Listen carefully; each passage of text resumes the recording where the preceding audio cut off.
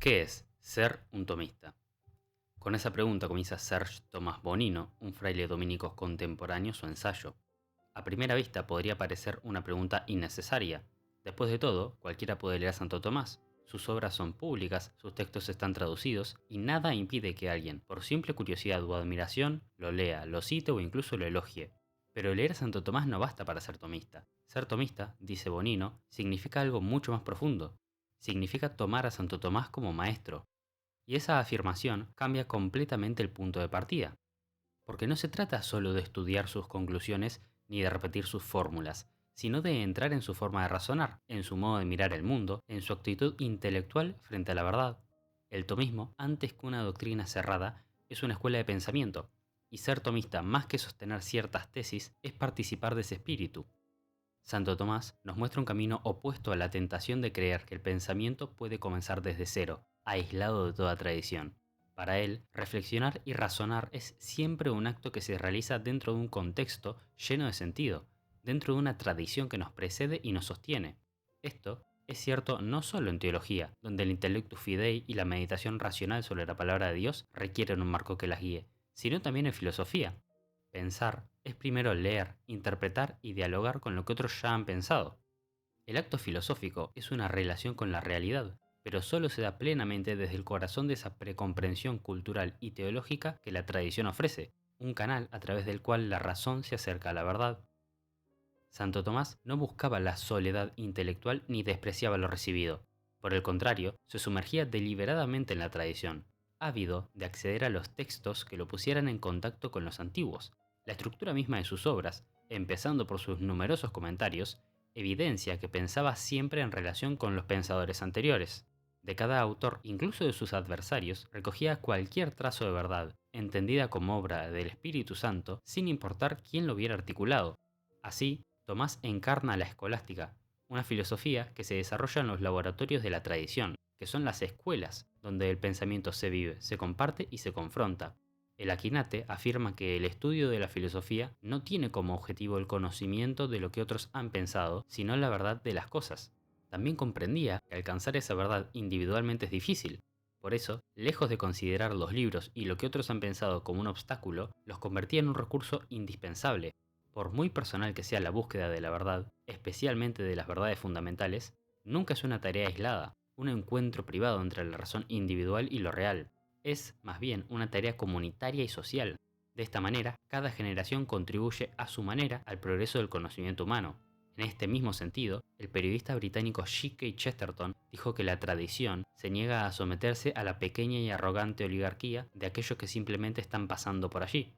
Todos los demócratas se oponen a que los hombres sean descalificados por el azar del nacimiento. La tradición se opone a que sean descalificados por el azar de la muerte. La democracia nos dice que no descuidemos la opinión de un buen hombre, aunque sea nuestro yerno. La tradición nos pide que no descuidemos la opinión de un buen hombre, aunque sea nuestro padre. Y en ese mismo espíritu, Santo Tomás afirma que cuando cada uno de nuestros predecesores ha descubierto algo sobre la verdad y lo ha reunido en un todo, conduce a sus seguidores hacia un conocimiento más amplio de la verdad.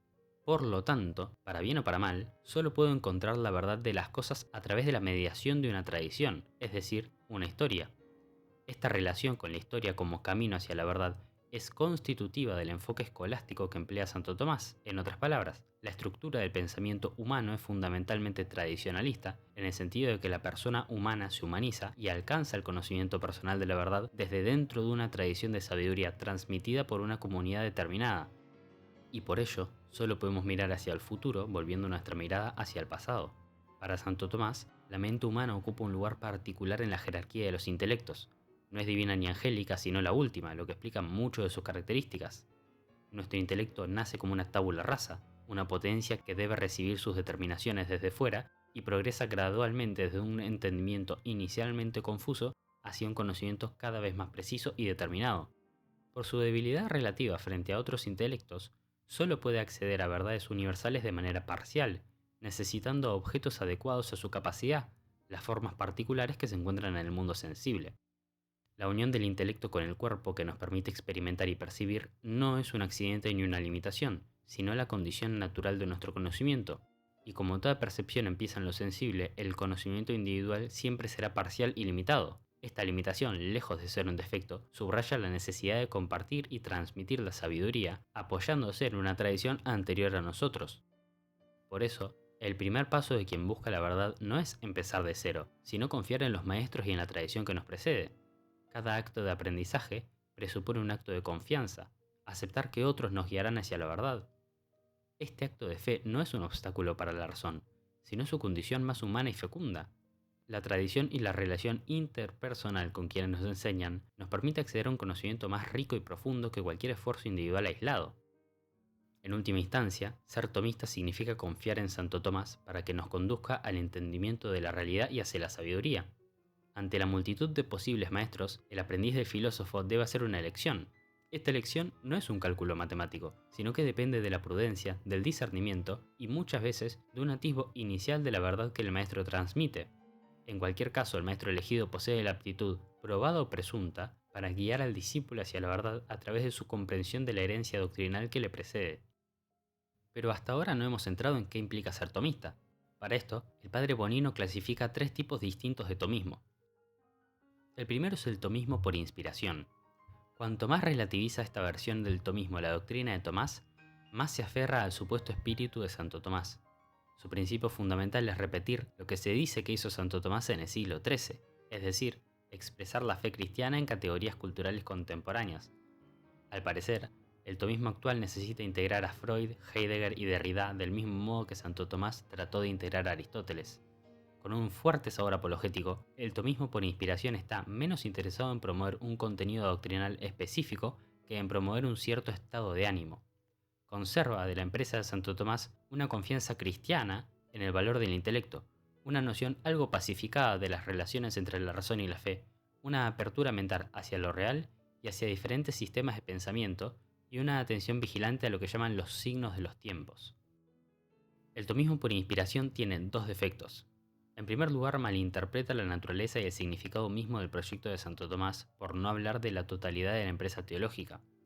La teología no busca principalmente y fundamentalmente traducir la fe al lenguaje de una época, sino que se propone la tarea de extraer el contenido inteligible de la palabra de Dios y expresarlo de manera científica, buscando, en la medida de lo posible, la esencia orgánica y universal que permite un sistema doctrinal trascender su propia época. Con este fin, Santo Tomás toma elementos filosóficos de Aristóteles, así como del neoplatonismo, después de someterlos a un estricto interrogatorio crítico a la luz del depósito de la fe, no principalmente porque sean modernos, sino porque los percibe como verdaderos. El segundo tomismo es el tomismo fundamentalista. Ubicado en el extremo opuesto al anterior, se encuentra esta variedad del tomismo, la cual es fácilmente reconocible por su reacción visceral contra el enfoque histórico del corpus tomista y se irrita fácilmente por lo que considera una atención excesiva que se presta hoy en día a los condicionamientos históricos y culturales de la vida intelectual. Es cierto que, en su aversión al historicismo, tiene la ventaja de defender el valor transhistórico del concepto y la verdad, pero lo hace olvidando que lo absoluto de la verdad solo se da en la contingencia de la historia. Para Bonino, esta posición sostiene la obra de Tomás como una especie de Corán atemporal, garantizado por la sanción magisterial y que contiene la expresión definitiva de la teología y la sabiduría filosófica, formulada de una vez por todas como tesis inmutables.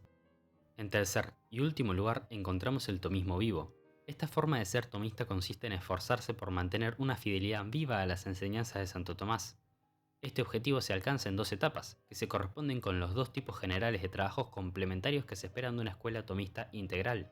El primer paso consiste en reconocer la dimensión histórica del pensamiento, no para relativizar la verdad, sino para comprender cómo se desarrolla la reflexión en un contexto concreto. Aunque la búsqueda de la sabiduría de Santo Tomás trasciende la historia, situar sus enseñanzas en su tiempo ayuda a entender mejor su estructura y su desarrollo. No todas sus doctrinas tienen el mismo peso.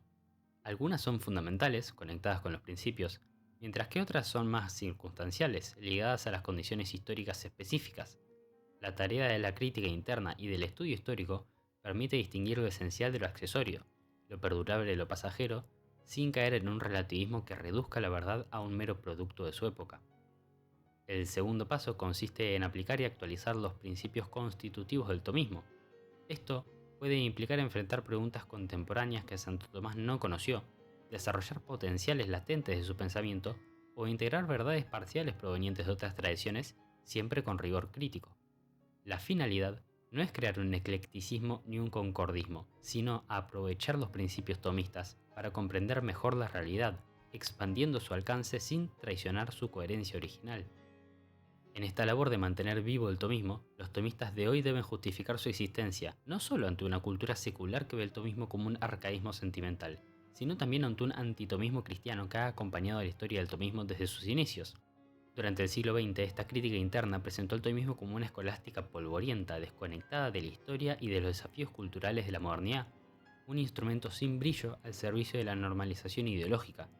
Hoy, el antitomismo retoma con entusiasmo muchas de las acusaciones que la nueva teología lanzó anteriormente, que el tomismo no es lo suficientemente cristiano, que ha contaminado la fe con la metafísica griega, o que ha sembrado las semillas de un racionalismo destructivo que desembocó en el ateísmo contemporáneo. Frente a estas críticas, podemos responder con claridad. En primer lugar, Santo Tomás está mucho más arraigado en la tradición de lo que se reconoce hoy, en una época que insiste en oponer patrística y escolástica como si fueran mundos separados. En segundo lugar, su genio específico y su misión eclesial consisten precisamente en integrar la sabiduría humana auténtica en la luz cristiana, mostrando que la razón y la fe no se oponen, sino que se complementan para dar acceso a la realidad de la naturaleza y al orden creado por Dios. En conclusión, ser tomista entonces no es sumarse a un arcaísmo ni refugiarse en lo antiguo por nostalgia, es reivindicar la fuerza de una tradición viva que enseña a pensar con rigor, a dialogar con la historia y con la cultura, y a reconocer que la verdad no se inventa, se descubre. Es afirmar que el pensamiento cristiano puede y debe comprometerse con la realidad, que la filosofía puede iluminar la fe y que el espíritu humano se enriquece al recorrer un camino que otros ya comenzaron, confiando en que las luces heredadas guiarán hacia nuevas comprensiones.